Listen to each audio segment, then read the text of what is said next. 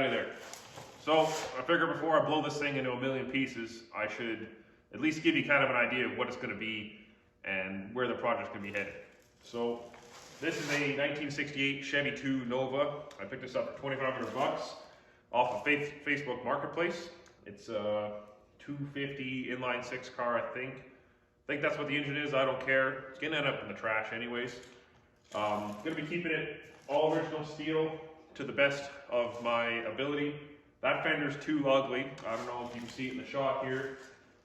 It's got like a tractor headlight bolted to it, the fender, and shitty bumper. So I've got a nice grill, another bumper. You know, doing a little cosmetic stuff like that, but overall not changing a whole lot on it. The driveline plans is a LB7 Duramax. I'm gonna tilt the camera over here because it's a one-man show. Over there. It's got that off of my buddy Colin, who runs Max Diesel. Honestly, this project wouldn't be happening if he didn't give me this thing for such a good deal. So that will be mated to a NV 4500 5-speed over there. Using a ZF6 clutch and some hillbilly shit to make it all work. So this car is kind of gonna reflect what my page stands for. It's gonna be like kind of a budget build, you know, do it yourself as best as you can, but also kind of spend some money on some areas where it's needed, or at least in places so I don't have to buy it twice. So I'm gonna get some Wilwood disc brakes for the front as an example. Like, you gotta be able to stop. And if I get the shitty stock disc set up, I'm just gonna end up throwing it in the trash later on. So, you know, spend the money, get a good brake setup. It's always good to invest in. Same for the rear end. I was thinking about doing a Ford 88, but where I'm kind of going with this car, I'm gonna end up blowing it up anyways. So I got a 9-inch in another car out here. I'm gonna put in 40 splines and a spool and all that. So it'll be set up in the rear end. The ultimate goal for this car is to do drag week and miles of mayhem, and also break the stick shift diesel quarter-mile record, which it ain't that fast. It's a 10:20, and granted that's a pickup truck, but nobody said it had to be a pickup truck for the diesel stick shift record. So I'm gonna go for it in a car, being hopefully 3,300 pounds all in. Gonna be pretty easy to obtain. I'm thinking about 700 horsepower, running twin HX35s. Kind of sticking with the budget, but kind of smart way of doing things, I figure. Moving over to the engine bay, we've got actually quite a bit of room to work with. The Duramax is about 28 inches wide. So to kind of give you an idea, from this part of the tape measure to here, it's about the width of the Duramax. So if I line it up with the brake cylinder, that's the end of the cylinder head, kind of where the exhaust would be. And it's about 28 or 29 inches long. So the back of the bell housing pattern was there, the front of the balancer is right here. That'll give us enough room for a good fan and rad setup. First step is to get this shitty inline six tossed out of here. Kind of the nice thing about starting off with something you don't care about is all this is going in the trash, and I'm going to care about how I remove it. Just get her out of here. Nice thing about anything older than 1990 is it's all Imperial sockets, so all these nice shiny sockets I never end up using, you know, get to actually put some wear on them. All my trucks and any other vehicle I work on, seems they just switched to metric, and those things are starting to get really worn out. So it's also they put these cars together pretty easy. You know, 3 bolts, rad pretty much out of here. Got to take a razor blade to these hoses, get those out of the way. You know, I could just get a flathead screwdriver, but these never want to come off nice anyways. You know, even on the modern stuff, you get a rad hose sitting on there, like this fucking thing may as well be JB welded to the fucking engine. Somebody's kind of already been mucking around in this thing before. There's a new water pump, there's no hose clamp on this lower one, at least I don't think so anyways. I don't know what the story was on it. It's been sitting for a while. Oh, fuck, it actually has some coolant in it. That's a little shitty trans cooler there.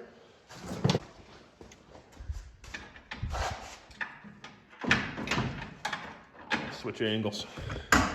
Like to have a little work table nearby. I can put all the tools and bolts and shit.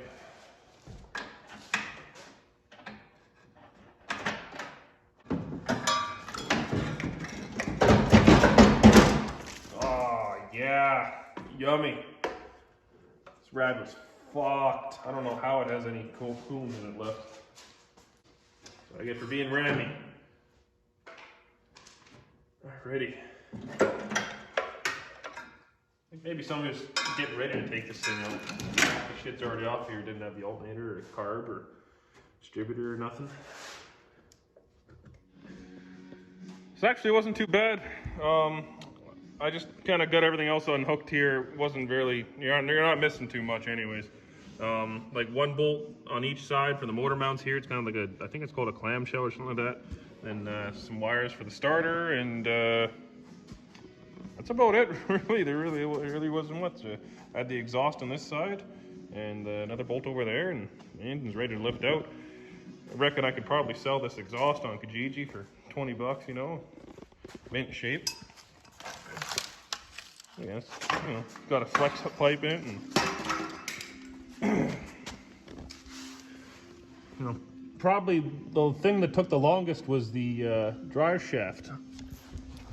They had like these clasp, like a different kind of style. I don't know, maybe it's a GM thing, but the Dodges just have like a little strap that says a bolt thing, and the bolts were stuck in there, and I had to beat the shit out of it to get it all out. And then trans cross member was just 6 bolts, and that's out of there, and so I got a jack underneath the trans, and I'll hook up the engine crane and get this out of here. All right, we're all rigged up here. I don't know how dumb it is trying to pull the engine and trans at once, but I sure as hell ain't doing the flex plate bolts. Oh, you might be wondering why this says Satan on the side. Well, this is Satan, the engine hoist, and it's kind of like the family engine crane hoist that gets passed around between me, my cousin, and my grandpa. And the rule is that whoever used it last is stuck with it until the next guy needs it. Now you're like, well, that doesn't sound too bad. Well, the problem is that Satan hurts people, or whenever you use them, bad things happen. Cue footage of Wayne the coming.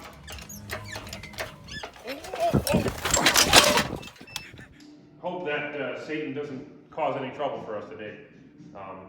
But it always goes bad, so we'll see.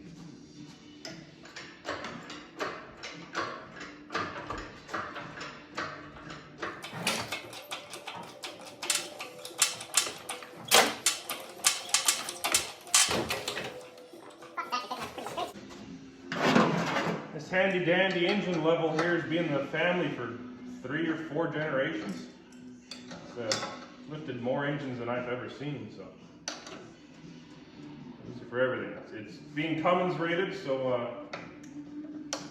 I trust it with this little dinky thing. A little more angle on it.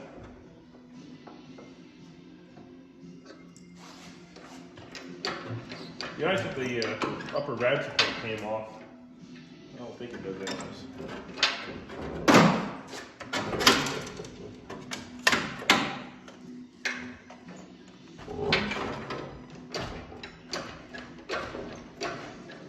Oh, fuck. I thought this thing had no ATF in it, but of course it does. Fuckity fuck.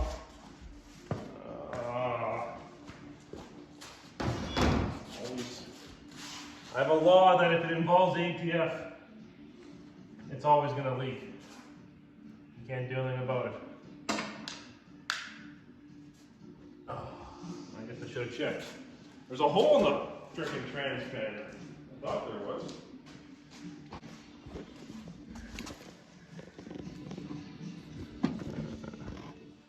Yeah, nice little puddle there, and let her drain out and think about what it's done.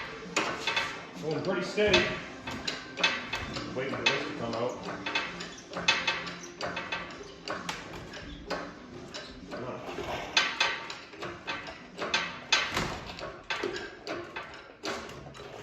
Did I forget anything? Oh, yeah.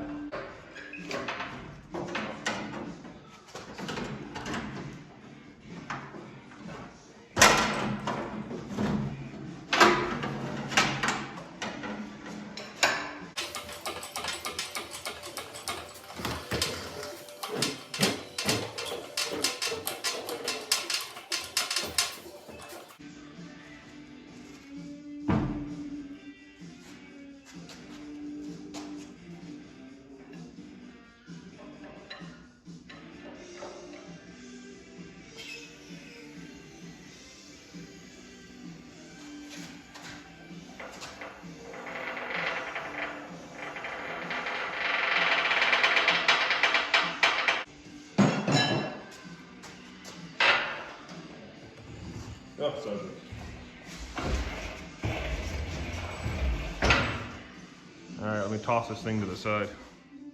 You know, I just had to see it. I'm gonna lift this thing up and see how it fits in there. You know, just as a rough mock-up and get an idea.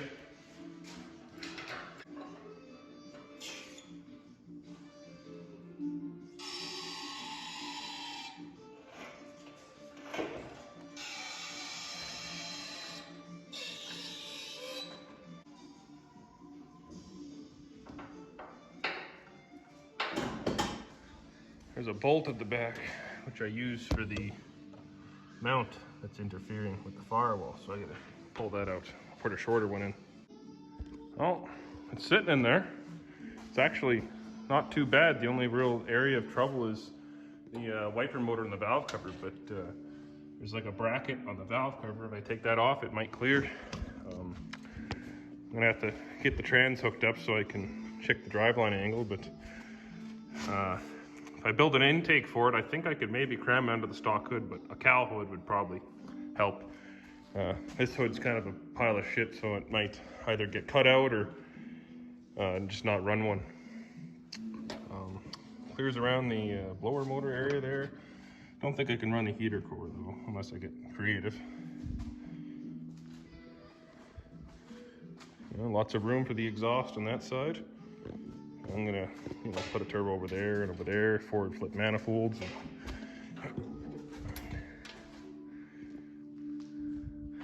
Tons of room up front.